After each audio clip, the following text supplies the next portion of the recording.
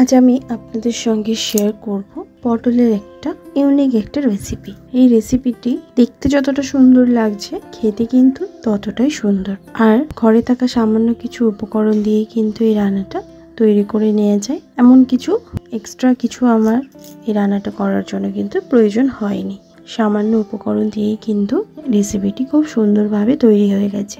এটা গরম গরম রুটি, লুচি, পরোটা, এমনকি নান সবের সাথে খেতে অসাধারণ লাগে। নমস্কার বন্ধুরা, অনুশ্রী রান্নাঘরে আপনাদের সবাইকে স্বাগত।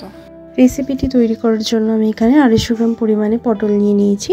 পটলের খোসাটাকে ছাড়িয়ে ভালো করে ধুয়ে পরিষ্কার করে নিয়েছি। এরপর একটা মিক্সিং জার নিয়ে নিলাম, তার মধ্যে দিয়ে দিচ্ছি 50 গ্রাম পরিমাণে ধনেপাতা। ধনেপাতাটাকে ভালো করে ধুয়ে পরিষ্কার করে নিয়েছি। ধনেপাতাটা দেওয়ার পর আমি এখানে 3টে কাঁচা লঙ্কা দিচ্ছি। কাঁচা লঙ্কাগুলোকে একটু ফাটিয়ে দিয়ে দিলাম। আপনারা কিন্তু ঝালটা আপনাদের পছন্দ মতন এখানে দেবেন, যে যেমন ঝাল খেতে পছন্দ করেন। এর সাথে দিচ্ছি 3 চামচ পরিমাণে টক দই। এটা একটা মিহি পেস্ট আমি বানিয়ে নেব। এদিকে পটলগুলোকে এরমভাবে ছুরির সাহায্যে একটু করে চিড়ে দিচ্ছি।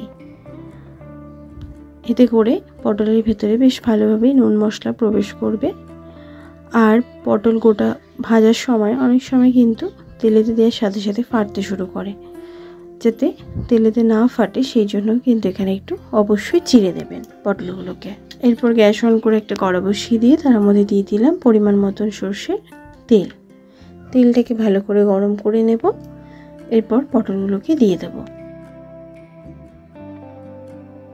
পটলগুলোতে নুন হলুদ আমি কিন্তু কিছুই দেব না। পটলগুলোকে এমনি তেলের মধ্যে এরকম লালচে করে ভেজে নেব। এরকম লাল লাল করে ভাজা হয়ে গেলে তেল থেকে পটলগুলোকে তুলে নিচ্ছি।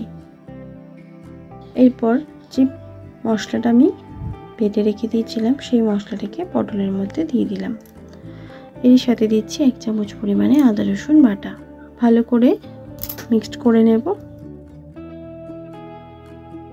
ভালো করে পটলের সঙ্গে মশলাগুলোকে এরমভাবে মাখিয়ে নিয়ে 10 মিনিট রেস্টে রেখে দেব। 10 মিনিট পর আমি গ্যাস অন করে নিয়েছি। পরিমাণ মতন সর্ষের তেল দিয়ে দিয়েছি। তেলটা যদি আপনাদের বেশি মনে হয় এখানে তেলটা কিন্তু একটু কমিয়ে নেবেন আপনাদের প্রয়োজন মতন। তেলটা গরম হয়ে গেলে ফোড়নে দিচ্ছি 1/2 চামচ পরিমাণে গোটা জিরে আর 2টো ছোট এলাচ। ফোড়নটাকে ভেজে নিয়ে দিচ্ছি একটা মিডিয়াম সাইজের একটা চপিং করে কেটে রাখা পেঁয়াজ।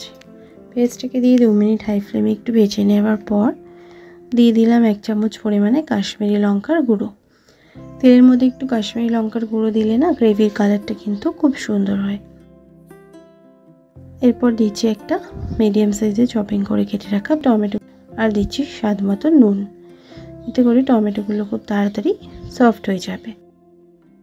ভালো করে নাড়াচাড়া করে কষিয়ে নিলাম। এরপর দিচ্ছি 1/2 চামচ পরিমাণে ধনের গুঁড়ো, 1/2 চামচ পরিমাণে জিরের গুঁড়ো, 1/2 চামচ পরিমাণে হলুদের গুঁড়ো আর 1/4 চামচ দিচ্ছি গরম মশলার গুঁড়ো।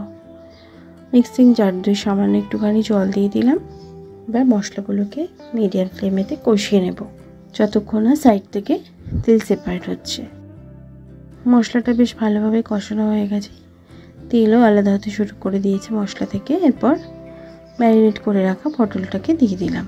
লো টু মিডিয়াম ফ্লেমে এখানে কষিয়ে নেব। ফ্লেমটা কিন্তু একদমই হাই করব না, লো টু মিডিয়াম ফ্লেমে এখানে পটলটাকে দিয়ে কষিয়ে নিচ্ছি।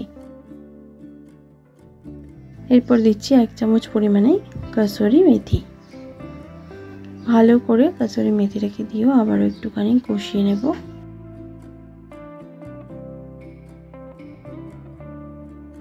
এরপর দিচ্ছি 1/2 কাপ মতন জল। ভালো করে কষানো হয়ে যাওয়ার পর জলটা আমি দিয়ে নাড়াচাড়া করে মিশিয়ে নিলাম। গ্রেভিটা ফুটে উঠতে শুরু করে দিয়েছে। 5 মিনিট আমি ঢাকা দিয়ে লো ফ্লেমে রান্নাটা হতে দেব। 5 মিনিট পর ঢাকাটা সরিয়ে নিচ্ছি। দারুণ সুন্দর একটা গন্ধ বেরোতে শুরু করে দিয়েছে। দিয়ে দিচ্ছি একটুখানি কুচনো ধনেপাতা। আমি গ্রেভিটা এরকমই রাখবো। ভালো করে নাড়াচাড়া করে মিশিয়ে নিলাম। এই রেসিপিটি দেখতে যতটা সুন্দর লাগে খেতে কিন্তু ততটাই দারুণ লাগে। এবার গ্যাসের ফ্লেম বন্ধ করে আমি এটা সার্ভ করে নেব। গরম গরম এই ধনিয়া পটল রুটি, পরোটা, লুচি সবের সাথেই কিন্তু দুর্দান্ত লাগে খেতে। অবশ্যই আপনারা এই রেসিপিটি একবার ট্রাই করে দেখবেন, আশা করছি আপনাদেরও ভালো লাগবে। ভালো লাগলে লাইক শেয়ার করতে ভুলবেন না, কমেন্ট বক্সে কমেন্ট করে জানাতে ভুলবেন না রেসিপিটি কেমন লাগলো। ভালো থাকবেন, সুস্থ থাকবেন, ধন্যবাদ।